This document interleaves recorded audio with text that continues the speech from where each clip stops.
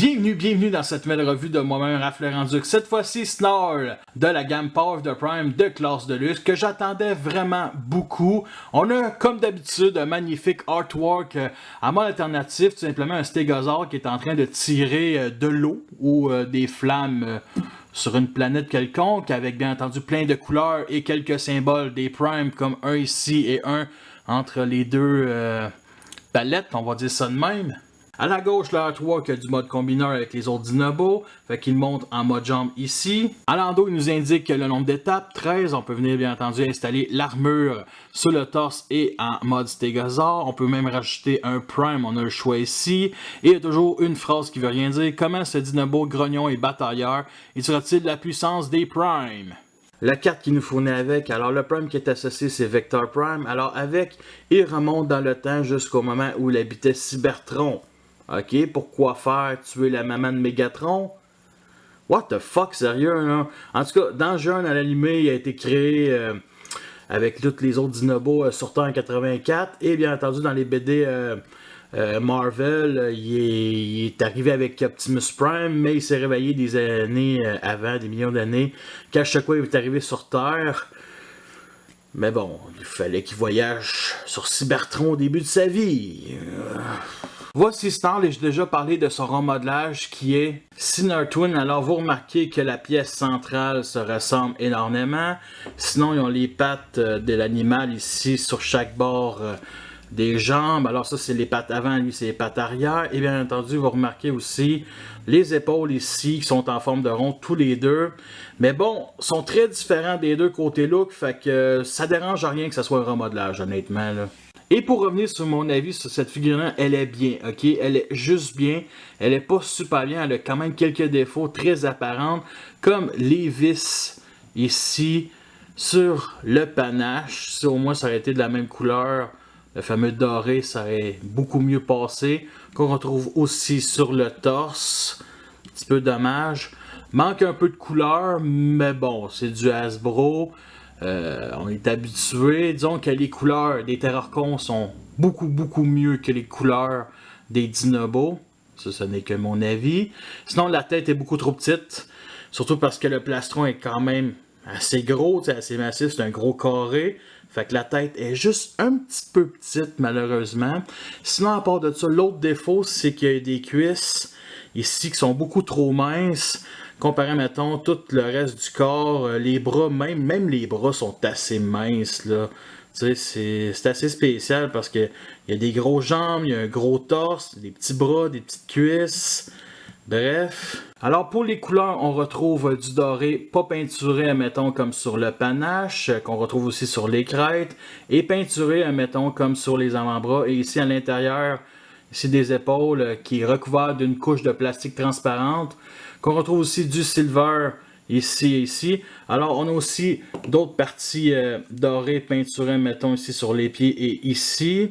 À part de ça, on a du rouge ici qui est très omniprésent pour le torse, qu'on retrouve peinturé ici sur les jambes. On retrouve aussi du bleu qui est peinturé, qu'on retrouve sur les jambes. On a du noir peinturé aussi seulement, mettons, sur le torse ici, les petits ronds.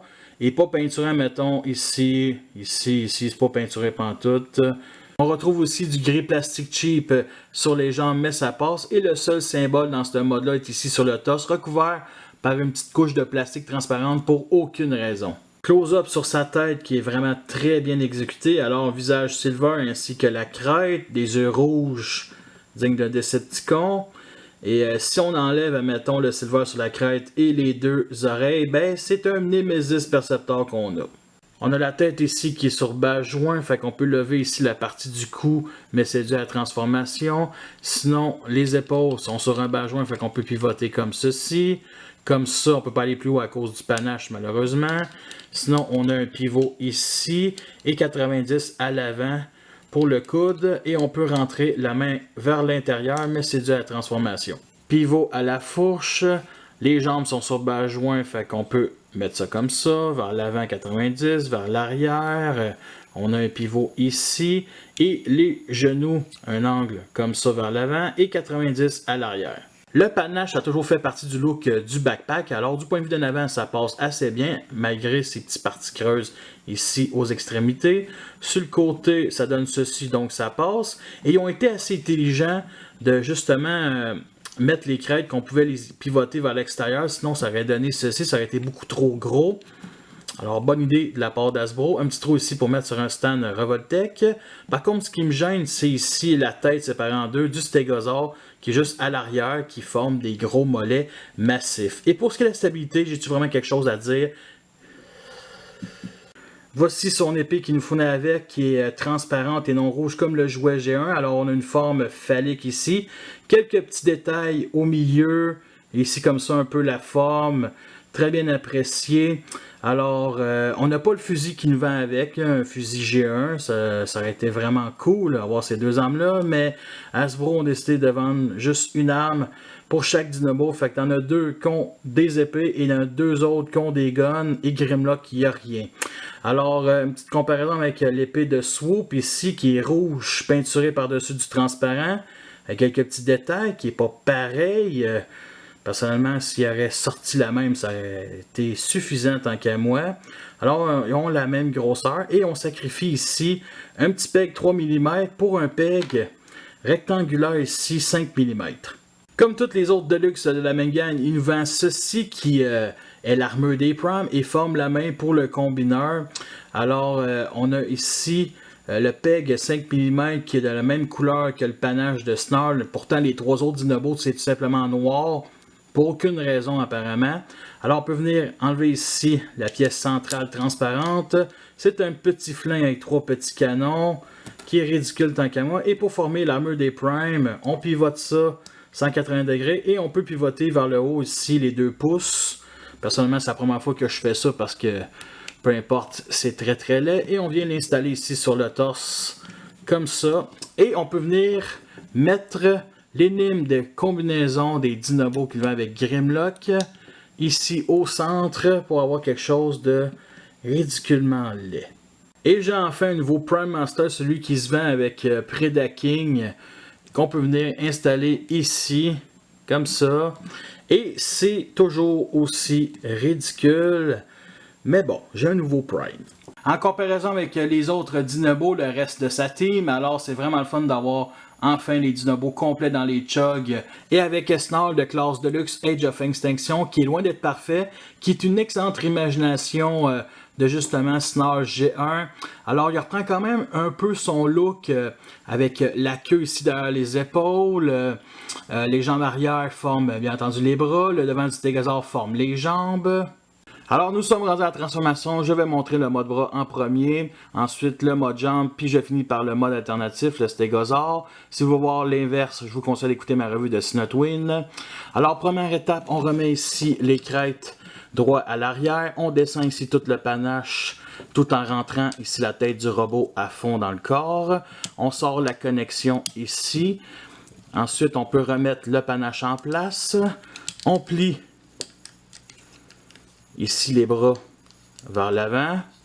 On peut remettre ici les mains à l'intérieur et on pivote pour venir s'éclipser ici dans le peg rouge ici. Alors on fait ça avec l'autre bord aussi. Ensuite on vire d'abord, on bouge le panneau, on descend ici la connexion pour mettre la main et on remet le panneau en place tout en fixant les jambes ici à l'avant et à l'arrière avec la tête comme ça. Et on finit par pivoter ici cette partie-là. Alors ça donne ceci et on reconnaît quand même le stégosaure dans ce mode-là. Alors vous me connaissez, ça me suffit pas. Je fais un petit fan mode qui est tout simplement remettre le panache, on va dire comme la queue de l'animal ici. Ce que je préfère tant qu'à moi. Et il y a une chose qui me dérange, c'est ici la tête du stégosaure parce que vous pouvez le mettre comme ça, ici, de même. C'est pas si pire. On a les crêtes ici juste d'un bord, mais la tête du stégosaure gâche le look tant qu'à moi. Et on peut venir stocker ici l'épée l'autre bord dans le trou 5 mm de la cuisse. Le revoici de façon officielle. Alors pour le mode jambe, on vient ici monter la connexion 90 vers le haut. On descend ici le panache et on vient connecter les deux extrémités pour former la queue et on laisse sur cet angle-là pour l'instant. Ensuite, on déclipse ici les bras. On les pivote et on vient ici juste monter la petite partie dorée comme ça. L'autre bord, c'est la même chose. On déclipse, on pivote et on monte cette partie-là. Comme ça. Puis, on vient les mettre comme ça pour vraiment nous dégager toute la partie de la fourche. Ensuite, on pivote le haut ici comme ça. On déclipse les deux panneaux vers l'extérieur comme ça. L'idéal, c'est de lever aussi la tête du stégosaure. On remet ici la connexion de la main et on vient tout pivoter ici le haut du corps comme ça. On s'arrange pour que ça soit bien aligné. Ici, on remet les deux panneaux en place. Parfait. Ainsi que la tête du stégosaure ici. On vient bien reconnecter comme ça. Ensuite, on pivote ici les pattes avant le même bord que la tête du stégosaure. Et on vient descendre ici les bras et on vient connecter dans ce peg-là avec ce trou rectangulaire ici. Alors, on vient connecter. Voici le mode jambe. Alors, c'est comme si on mettait le stégosaure debout et qu'on remplaçait sa tête par un pied de combineur. Alors, c'est clair que le combineur a un putain de gros protège-genou ici. Mais bon, s'il donne un coup de pied, au moins, il peut utiliser ses crêtes pour transpercer un autre combineur, ce qui n'est pas une mauvaise idée. Mais bon, la première fois qu'on a vu en combineur Volcanicus, la personne avait mis, on va dire, le panache comme ça. Ce qui rendait vraiment très laid. Je ne le mettrai jamais de même. Pour le mode stégosaure, on rentre la connexion ici. On vient mettre la queue, les petits pegs ici dans les deux trous. Comme ça, on clipse. On détache ici les bras pour enfin devenir les jambes arrière. Comme ça. On place ça droit ici et on remet la tête du stégosaure ici à l'avant. Et ça forme quand même un beau stégosaure. Alors pour certains, c'est carrément leur préféré de toute la gamme. Je comprends très bien, ce qui est quand même cool. Mais j'ai quand même une petite préférence pour Slash. Alors il y a quand même quelques défauts qui me dérangent. Comme les pieds ici du robot qui sont très apparents entre les deux crêtes. Ça aurait dû se replier ici à l'intérieur. Vraiment dommage. Au moins, Slug puis Sludge, ça forme une bosse au-dessus, puis on s'imagine pas que c'est des pieds. À part de ça, le manque d'articulation ici pour la mâchoire de la tête, vraiment, vraiment désolant. Toutes les autres dinobos ont ça, même Slash. On a quand même quelques détails ici, comme genre des tuyaux dans la peinture noire, mais ça manque vraiment de couleur pour qu'ils puissent les ressortir. Ça m'aurait pas dérangé qu'on puisse sacrifier ici le bleu puis le rouge pour avoir plus de couleurs ici. Sur les premières photos qu'on avait vues il y a plus d'un an, il y avait un flingue ici qu'on pouvait mettre au-dessus de la tête et ils ont décidé de jamais le vendre avec, mais le trou est encore là, fait que c'est un petit peu dommage. Il est inutile, on peut même pas stocker l'épée. Alors les crêtes ici qui sont bien détaillées ici du plus petit au plus gros et du plus gros ici au plus petit, c'est vraiment génial. Ils sont faites en caoutchouc pour pas se crever un œil. Et vous remarquez aussi la queue qui est vraiment faite à pic, qui est assez petite, on va se dire. Et bien entendu, les pics ici, ouais, tu sais, ça aurait été cool d'avoir un peu plus de pics, quelque chose de peu plus long, mais bon. On retrouve les mêmes couleurs qu'en mode robot, là. Dans ce mode-là, on voit plus, admettons, le fameux doré recouvert de plastique transparent, genre pour les jambes avant ainsi que la tête. Malheureusement, la tête, il faut la séparer en deux pour la transformation. Fait qu'on a deux ronds ici qui n'est pas bouché par du doré. Fait que c'est vraiment désolant. C'est la pire tête des dinobos de toute la gamme. Là. Sérieusement, là, vraiment la pire tête. Et bien entendu, le seul logo Autobot dans ce mode-là est ici. On a des pegs de Prime Masters beaucoup plus discrets que les autres dinobos. Fait qu'il faut écarter les crêtes. Ici, il y en a deux autres ici, mais ça n'en est pas, ok? J'ai essayé d'en mettre un, ça vient écarter le dessous des pieds des Prime Masters. Un peu comme j'avais montré dans ma revue de Triptychon. Alors pour les articulations, on a les pattes avant ici qui est sur un petit pivot. On a ici les pattes arrière qui doivent être mises sur cet angle-là à cause des pieds qui sont fixes, comme ça. Sinon, on a un pivot comme ça, et bien entendu ici. Et c'est tout. Et on peut venir stocker ici l'épée dans le trou 5 mm de la cuisse, ainsi que l'armure des Prime. En comparaison avec tous les autres dinobos de G1, alors c'est quelque chose, les avoir là, tous ensemble, là, ces 5-là, côte à côte, là, la seule chose que je vais dire, c'est Dinobo Charge. avec son remodelage Sinotwin, avec la version Age of Extinction où que les mains sont voyants ici, comparé à la version Power of the Prime, mais elle a quand même une plus grosse queue avec plein de pics ici, beaucoup plus agressive, et aussi la mâchoire inférieure qui descend. Je préfère celle-là. Voici le genre de pause qu'on peut faire. Nous sommes rendus à la fin de cette revue. J'espère que vous l'avez apprécié. Vous avez vu les pour et les contre. C'est une figurine que je recommande pour compléter les Dinobos, tout simplement. Est-ce que c'est la meilleure de toutes les Dinobos? C'est une des meilleures, ça c'est clair. Alors, son prix initial, c'est 20$. Je l'ai payé 15$ à mon Walmart. La qualité de plastique reste aussi égale que le reste de la gamme. Et vous pouvez toujours voir ma galerie photo, le lien va être dans la description. J'ai fait un tank cybertronien très spécial. Et la prochaine revue va être sur le dernier Dinobo, Sludge. Fait que merci à tous d'avoir écouté cette revue-là. Fait que sur ça, je vous laisse et à la prochaine.